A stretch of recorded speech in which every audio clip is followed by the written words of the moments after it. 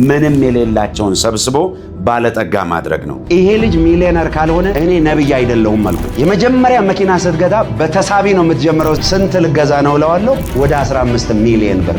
የላይኛውና የታችኛውን በረከት ማስለቀቅ የሚል ነው። ይሄ ነው በውስጥ ያለው ጥሪና ሸጋና ሰላም በጌታ በኢየሱስ ክርስቶስ ስም ለሁላችሁም ይድረሳችሁ። ዛሬ መልካም ዜና ይዤ ከፊታችሁ ቀርብ ያለው ለ7 ቀን በነበረኝ ጸሎት ጊዜ ጌታ መንፈስ ቅዱስ የሰጠኝ መለኮታዊ ምሪት አለ። ብንኖርና እግዚአብሔር አምላክ ቢፈቅድ የፊታችን እሁድ ሚያዝያ 18 ከማለዳው 2 ሰዓት ተኩል ጀምሮ በአዳማ በቢቢሲ ቸርች ልዩ የሆነ መንፈሳዊ ኮንፈረንስ ተዘጋጅቷል። የዚህ መንፈሳዊ ኮንፈረንስ ዋነኛው ዓላማ የላይኛውና የታችኛውን በረከት ማስለቀቅ የሚል ነው። ስለዚህ በበረከትና በባለጠግነት ልጆቹ እንዲመላለሱ የእግዚአብሔር ፍቃድ ነው። ንጹህ የሆነው በረከት ደግሞ የሚመጣው ከሰራዊት አምላክ ከእግዚአብሔር ብቻ ነው። በዘፍጥረት ምዕራፍ 49 ቁጥር 25 ላይ እንደዚህ ይላል፣ በአባትህ አምላክ እርሱም የሚረዳ ሁሉም በሚችል አምላክ እርሱም የሚባርክህ በሰማይ በረከት ከላይ በሚገኝ በጥልቅ በረከት ከታችም በሚሰራጭ ይላል።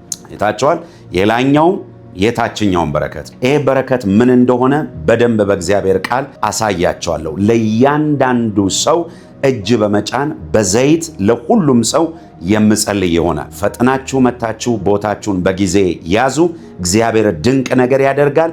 የዘመናት የድህነትና የጉስቁልና ቀንበር እግዚአብሔር ከሕይወታችሁ ላይ ይሰብራል። እግዚአብሔር አምላክ ረድቶንና አግዞን በቤተ ክርስቲያናችን ላይ ምንም ነገር የሌላቸው ከዜሮ አንስቶ እግዚአብሔር ከፍ ሲያደርጋቸው አይቻለሁ። ይሄ ልጅ ሚሊዮነር ካልሆነ እኔ ነብይ አይደለሁም አልኩት። የመጀመሪያ መኪና ስትገዛ በተሳቢ ነው የምትጀምረው። ስንት ልገዛ ነው እለዋለሁ። ወደ 15 ሚሊዮን ብር።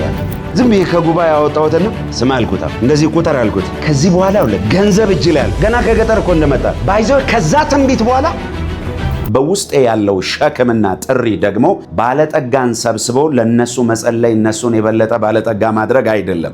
ምንም የሌላቸውን ሰብስቦ ባለጠጋ ማድረግ ነው። ይሄ ነው በውስጥ ያለው ጥሪና ሸክም። እኛም ያየነው በቤተ ክርስቲያናችን ብዙዎች ላይ ያየነው ይሄ ነው። ምክንያቱም ዳዊት ኃያላንን ሰብስቦ ኃያል አላረጋቸው፣ ምናምንቴዎችን ሰብስቦ ነው ኃያላን ያረጋቸው። ይሄ ቀን የእናንተ ቀን ነው። እግዚአብሔር የዘመናትን የድህነትና የጉስቁልናን ቀንበር ከእናንተና ከቤተሰባችሁ ላይ የሚሰብርበት የላይኛውና የታችኛውን በረከትና ባለጠግነት መያዝ የሚችሉበትን ቅባት የሚለቀቅበት ቀን ነው። የፊታችን እሁድ ሚያዝያ 18 በአዳማ በቢቢሲ ቸርች ሁላችንም እንገናኝ። አድራሻውን ለማታውቁ አዳማ ቦሌ ታክሲ መጨረሻው አስፋልት ዳር ቤተ ክርስቲያናችን ትገኛለች። ጸጋና ሰላም ከእናንተ ጋር ይሁን። ሻሎም ሃሌሉያ። ከዛን ያንን ዘይት ይዘን ሄደን ገዝታችሁ ነው በነፃ ነው ሁሉ። አታክልቱ ተተከለ በኋላ ሊጠፋ ነበር፣ እኔ አልነገረኝ። ከዛም በኋላ ይሄንን ዘይትማ ይዤ ሄጄ ማሳ ላይ አፈሳለሁ አለ። ወስዶ አፈሰሰበት። አታክልቱ በቃ ድጋሜ ለመለመ፣ እንደገና ለመለመ። አዎ አታክልት የሚሰራ ሰው ካለ ያውቃል። ሽንኩርት ከአንድ ቀርጥ ምን ያህል እንደሚወጣ ማለት ነው። ምርቱ አቃተን መጨረሻ ከብዛቱ የተነሳ በኢየሱስ ስም ይሄ ቅባት ቤታችሁ ላይ ይፍሰስ። አሜን። ምርቱ በዛ። ከአንድ ቀርጥ 2 መኪና።